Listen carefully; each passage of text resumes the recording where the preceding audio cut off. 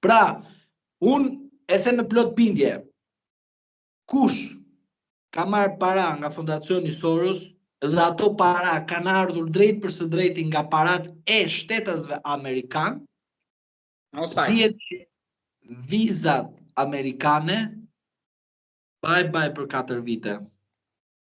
Bye. Pra, ka individ që mund të hiqen edhe vizat, avokat, nga ambasada? Unë dyshoja do kalojnë nga rruga e Elbasanit edhe me këmbë, jo më me makinë. Jo më vizat. Është ajo, shiko, këta ka një smundje dhe unë ta kam thënë, janë atashura afër pushtetit dhe mendojnë sikur pushteti është rreth tyre dhe këta nuk kanë nevojë të luftojnë dhe pushteti vjen vazhdimisht. Unë po të them, ka individ me pushtet ekonomik, me pushtet politik, që nuk kalojnë as nga rruga e Elbasanit dhe marrin unazën. Çfarë më thua ti tani mua? A të marrin viza apo jo?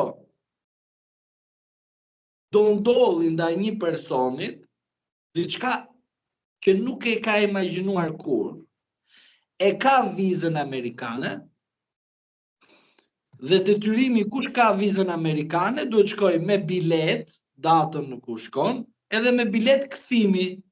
Mirë, ekziston një rast ndaj një pushtetarit ekonomik që ne nuk do ta kuptojmë kurrë, po ekziston, se s'do ta shfaqi, dhe një politikani që do udhtoj drejt Shteteve të Bashkuara të Amerikës, por në momentin që do zbres nga avioni, do kthehet përsëri mbrapsh në Shqipëri, sepse i është refuzuar viza dhe ai se ka marrë vesh që viza nuk funksionon më. Avokat, keni indicie për këtë apo keni thjesht?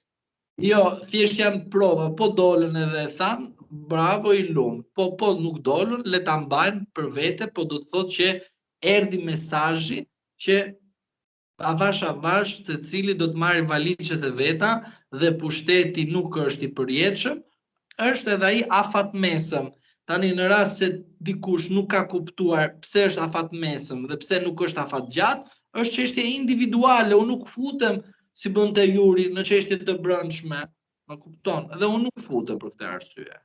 Juri, bye Juri. Avokat, për ta mbyllur edhe diçka tek rasti i punojësve të drejtorisë së burgjeve. Në mos gaboj, sipas mediave është shprehur që ja dhash telefonin sepse kisha frikë. Po normal, pushtetit këta kanë frikë në pushtetit. Çfarë do kishin dashuri me pushtetin? Më fal, o i nderuar, do të kuptojmë diçka. Këta që punojnë në shtet kanë frikë. Pra nuk shkojnë me qef në punë, edhe kur shkojnë në punë shkojnë me hall. Të na do meqin sot apo do meqin nesër, edhe bëjnë patronazhimin në kurrizin tonë dhe të fëmijëve të tyre. Se mos harro faktin, shumica që janë në administratën publike, ta dish ti, fëmijët i kanë jashtë shtetit. Dhe prandaj shesin votën edhe blejnë votën edhe detyrojnë tjerë të votojnë. Prandaj kjo dëshmia e këtij punojësit nuk ta marrim si referencë vepër penale.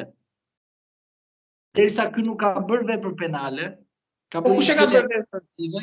Nuk ka bërë vepër penale të dashur numër telefon me fol në telefon. Nuk ekziston.